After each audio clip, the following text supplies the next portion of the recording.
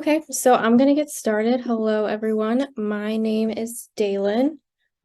So, like I said, my name is Dalin. I am a senior English major here at AU. I'm graduating just in a couple months, and I am doing my internship in the Academic Support Center. I'm doing a lot of writing tutoring, presentations like this, and some presentations in different classes, and then some like writing and communication behind the scenes for the Academic Support Center. And today I'm going to talk about how to organize and structure your essay. So the first thing I wanted to talk about is reviewing your material before you even start writing. Of course, you want to look at the assignment and the prompt, make sure you're understanding all the requirements and hitting everything that you need to do in your paper. And then the next thing that I do is I just flip through the primary text that I am going to be basing my paper on. For me, that's usually always a novel. I think a lot of you are also in English 1000 courses, so that is what you'll be looking through, usually a novel. And I just do this to refresh my memory on the different events and points that I found important. I have already usually highlighted and bookmarked these things, so it's helpful if you've already done that, but if you haven't, that's okay too. You just want to go through and kind of refresh your memory, star those things, highlight those things so that you can go find them easier once it's time to write your paper. And then once I find those things, I kind of take a step back and think about the kind of patterns that I see emerging just from those things that stood out to me, what commonalities are between them, and just kind of take a step away and think about what they say toward like an overall argument or the bigger picture of the work. And I just kind of think about what this kind of could be arguing and kind of what I could use these different instances to argue in my own paper. And then the next thing you'll always want to do is write your thesis. You need to make sure you do this before your paper. It can change, but writing it beforehand is very helpful, just to make sure you're having a direction when you're planning and writing. So these are things that you want to include in your thesis. You need to have a statement of your own point of view. You want to have your own voice in your thesis, not just summarizing kind of what the book is about or what the author said. You want to state your point of view. And then you also want to summarize the evidence that supports your point of view. So this is usually kind of a list of the things that support what you're arguing. So if you're writing about a novel and you're saying that like usually three things point to your point of view, it could be like setting, tone, and characterization. You might want to make sure you're listing each of those things that you're going to talk about so that you're actually pointing those back to your topic. And then in your thesis, you also want to include the title and the author of any research or evidence that you're going to be referencing. So make sure you're not just saying the novel. You need to name the author, name the book, name every source that you're going to be using. And then another thing that's important is you want to answer the so what question. So you just want to establish relevancy and kind of explain why this is important. Don't just say that something exists in your thesis. You want to say, yes, this exists, and why is that important? What does that argue in terms of the bigger picture? And then again, your thesis just needs to be a roadmap to your paper. So you should address every main idea that you're going to talk about in your paper and address them in the order that you're going to talk about them in your thesis. So if you're going to talk about your research first, put that at the beginning part of your thesis statement, and then put like every piece of evidence in the order that you're going to talk about it with. So I wanted to show some thesis examples so you can just kind of get an idea of it. So this first one is not quite what you want. It doesn't quite include all the requirements that you want in a thesis. So there are themes of class and gender in The Great Gatsby. That is just saying that something exists. It's not making an argument about that, which is what you want to kind of add when you're writing a college level thesis. It's also missing the author. If you haven't introduced the author already, you do need to include that in your thesis. So then one step above that would be an example like F. Scott Fitzgerald's The Great Gatsby depicts the themes of class through conflicts between characters with old money and characters with new money. So this is better. This is something that would probably be acceptable in high school, but in college, you do kind of want to just add one more layer of it that kind of answers the so what question. It could like situate the thesis in historical context or situate it in terms of some other social construct or social system. So you just want to take it one step further. So an example of that could be The theme of class in F. Scott Fitzgerald's The Great Gatsby depicted through character conflicts between old money and new money, demonstrates the wealth gap in 1920s America. So see how that has what exists, evidence that it exists through these examples of old money and new money with character conflicts, and then the bigger picture of what that suggests. If you need to include an outside source, you can tack it onto the end of your thesis. You just need to make sure you're referencing it. So words like as represented in, and then so-and-so's article are ways that you can include that in your thesis. Okay. And then the next thing you want to do after you write your thesis is you're going to want to go back and actually collect your evidence. You probably already hopefully highlighted it and kind of marked it in your book, but you want to go back and look at it and start to organize it into potential body paragraphs. So after you kind of figured out what patterns that emerged from those things that you pointed out, kind of start taking those quotes and saying, okay, this connects with this, these all go together, and kind of group those into one topic that will be one body paragraph, and then put another chunk of it into what could be another body paragraph, and just kind of start making those connections and categories for yourself. Okay. And then so I wanted to give an example of this. This is some organizing that I did for a paper that I recently just wrote. You don't have to do it in this exact format, but this is just an example that I thought was helpful. I always write my thesis at the top just as a reminder to make sure I'm actually hitting all the points in it, and just as a guide for me. So then I have one body paragraph right here. I kind of just write the gist of that paragraph and then the page numbers I'm going to use for it for different parts of it. And then these are my other body paragraphs. This paper was about like the contradictions or the different stereotypes we attribute to women and how they're contradictory themselves. So that's why you kind of got like two systems within each one of these.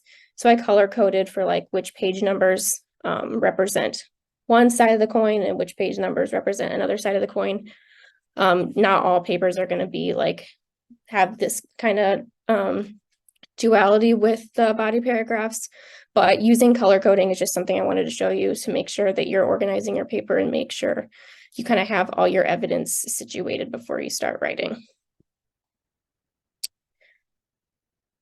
Okay. And then the next thing you're going to want to do is if you have to include outside sources in your work, you're going to want to find those, and I recommend through the Phillips Library databases to look for them. It's just an application on Okta that has a search engine where you can find different sources and different articles, different kinds of sources. You can filter for open access, which just means that you can actually view that article online, like in real time. You don't actually have to like request it and have it sent to you. You can also filter for date. So like if your professor said you needed to use research from the last 10 years, you can filter for it to be from 2013 to 2023. And that's the only things that will come up during your search. You can also filter for peer reviewed if you need to only use peer reviewed work. And then there's different ways that you can like manipulate the search by using and versus or to make sure you're finding the exact things that you want. You can use brackets to kind of make sure you're finding the right words in the right order are appearing in the sources that you're looking for.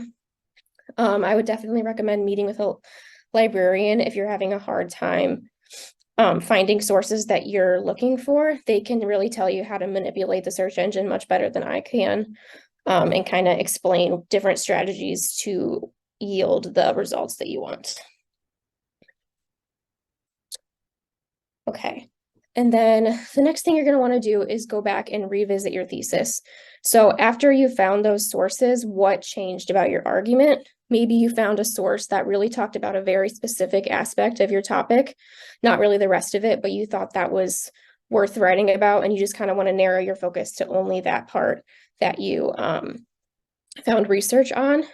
So that can just make your thesis a little bit more specific, which honestly, the more specific, the better, because then you can really hone in on your area and you don't have to use broad brush strokes to kind of go over a bunch of information. That can help you be very specific and get into the nitty gritty, which usually makes a better paper.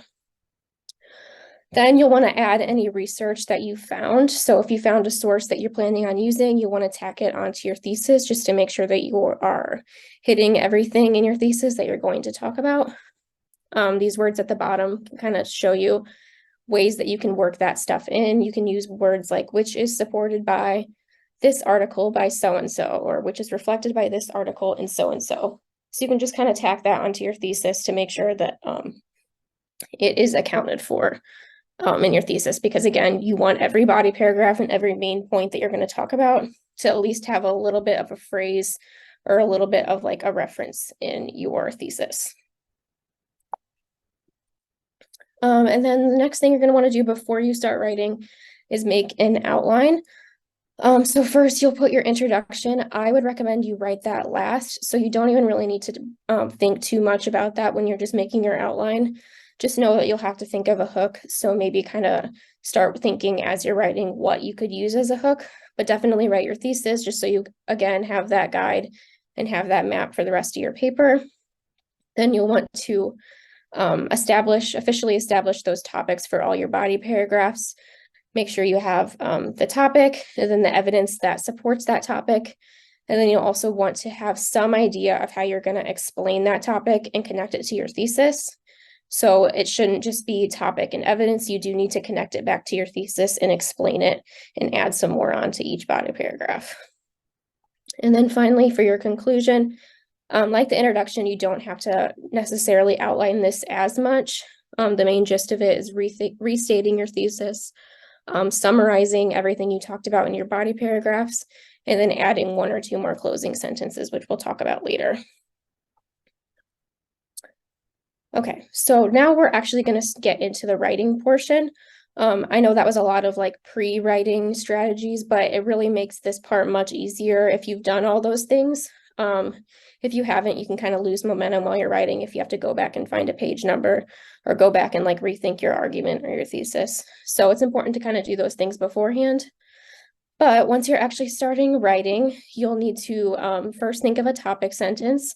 This is your chance to set the tone and foreground your own voice. So you don't just want to start with a piece of evidence or start with a quote usually. You want to actually use your own voice to create one single focus for that paragraph. Then you will use or add your evidence and your examples. And then you need to make sure you explain your evidence and examples. So don't just use a quote and assume that everyone is interpreting it the same way that you are. People can interpret things differently. So you do need to use the quote. And then every time you quote something, you need to do at least a sentence of explanation of how that actually relates to your main point. So every quote and every piece of evidence should have some explanation of your own voice. And then you can have as many, a different amount of claims, but it's just an example would be like 2 main claims that you're explaining each time. And then you'll want to wrap up your body paragraph, which is important. You don't just want to kind of end on like some evidence and then shift to something else that can be kind of jarring. So just add a sentence or 2 that reiterate your point and hint back at your thesis and also hint at what's to come. So kind of make it a little bit of a transition about what you're going to talk about next. So that is what you'll want to do in each body paragraph. And after you do that, I write my conclusion. So I still wait to do my introduction and I write my conclusion. So you'll want to restate your thesis. It can be less detailed than your original thesis that you constructed. You don't have to like necessarily say the author and everything. You can be a little bit more just straightforward, and you don't have to necessarily detail every single like little thing that you used in your first thesis. You just, because ideally you reminded the reader of that many times. So you just kind of need a baseline thesis statement here. And then you'll want to go back and summarize each body paragraph that you talked about in 1 to 2 sentences. So you can borrow from your topic sentences to just write 1 or 2 sentences about what that paragraph talked about, what that paragraph talked about, what that paragraph talked about. So that's all reiterating all your points and reminding the reader. And having all those points together really helps solidify your argument and kind of make it a little bit more digestible after they've read like all the nitty-gritty of your body paragraphs. And then at the end, you'll want to write 1 or 2 thought-provoking sentences that tease at something you may not have referenced in your paper.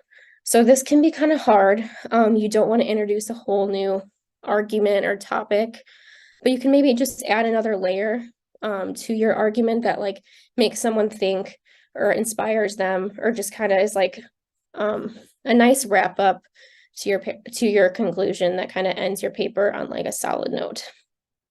So I know that's pretty abstract, so I wanted to show you an example of a conclusion that I wrote. So this was about a book. It was a Japanese book. It didn't have many like actual cultural references because its main focus was like feminism and the different forms that feminism can take in women and how it can manifest itself differently. So I have my thesis statement just restated here at the top. The relationships in the novel reflect the different feminist personas that we force onto women and the consequences for those who do not follow those, basically. And then I just further explain how each woman in the novel would likely regard themselves as feminists, but they're still bound to these standards. And then I go in and describe or explain each body paragraph that I talked about. So there's different women that I just talk about and how they are feminists in some ways, but not in others. So Hijiri was one of them. I have a sentence on her. Kyoko was one of them. I have a sentence on her and Noriko. And then I also had a body paragraph about Fuyuko and how she didn't subscribe to any of these things, and that ended up being a problem in the eyes of a lot of the other women. So I have a sentence about that. And then this is when I switch into something new that I didn't necessarily talk about in the paper.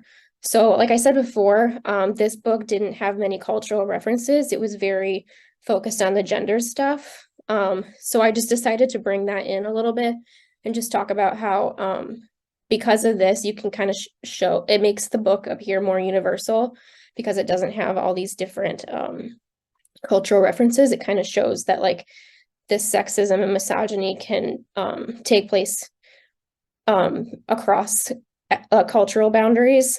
And if the author had included all these different cultural references, it might have distracted from that idea, and it might have distracted from the gendered angle he was trying to take if we included all those different cultural references. So that's just an example of like how you can add another layer of something that you haven't necessarily talked about, but it's simple enough and helps the audience kind of think when they're done with your paper. And then so finally, we go back to our introduction. This is probably the hardest thing for me to write and for a lot of students. That's why I have you do it last, because I think that writing is a way of thinking, and writing is like you change your mind as you're writing your paper, your thesis changes, you kind of discover new things while you're thinking about it. So you're likely to think of a hook while you're writing it or think of something that you can draw the reader in with. So that's why I do it last. Your hook can be something, should be something usually, or at least in the way that I do it, is not really specific to the text that you're talking about. It's just something kind of relatable that anyone who hasn't even read the book can kind of relate to and understand. So that kind of broadens your audience a little bit too. So it's not specific to any book, and it kind of makes it seem like anyone can read your paper. So you could do a surprising fact or a relatable statement, or just a general life truth that kind of catches someone's attention. If you decide to use a quote, just don't forget to frame it and cite it. You can't just like plop a quote down and then not use any of your voice or any little taglines. So you'll need to say like, according to blank, and then the quote, or use the quote and then follow it up with writes so-and-so. So just make sure you're framing the quote if you are going to use it. Then after you write your hook, you're going to want to elaborate on that. So just kind of explain it a little bit. And if you think about it, your hook should be very broad, and then you're going to slowly get more specific until you get to your thesis. So as you're elaborating on the hook, kind of make it more specific and kind of start hinting at the book or the source that you're going to talk about so that you're starting to slowly get more specific. So after you talk about that hook for a little bit, you're going to introduce your source, but you don't need to summarize it. So you don't need to explain the plot of the novel if that's what you're writing about it. You just want to connect all this like stuff that wasn't specific to the text to the text. So just kind of make that connection. Don't summarize the novel. just make that connection. And then that'll lead you into your thesis. So we start very broad and then get a little bit more specific to the source, and then get really specific towards your specific argument about the source. And then again, I have an example of this so you can kind of see what I'm talking about. So this was for the same paper that I just showed you the introduction for. My hook was that we largely understand feminists to be liberated from the gender constraint society imposes. That at least is our aspiring hope. It's kind of 2 sentences, and it's just kind of relatable ideas that we can all kind of say, okay, yeah, like I agree with that. Or if someone also disagrees with it, that still can be a hook because it makes them want to keep reading and try to figure out why you're saying that. So then after that hook, I kind of start leading into the source. So saying that patriarchy still limits feminists, not just people who aren't feminists. And being a feminist doesn't mean you're immune to the patriarchy. So this is kind of similar to what the book actually talked about. So that's why I'm bringing that information in so that I can eventually connect it to the book. So then I go on to say feminism manifests itself differently in different people. So this variety pits women against each other and thus strengthens the patriarchy, which is basically what the book was about. So then I cue in the actual book, introduce it with the author and the title.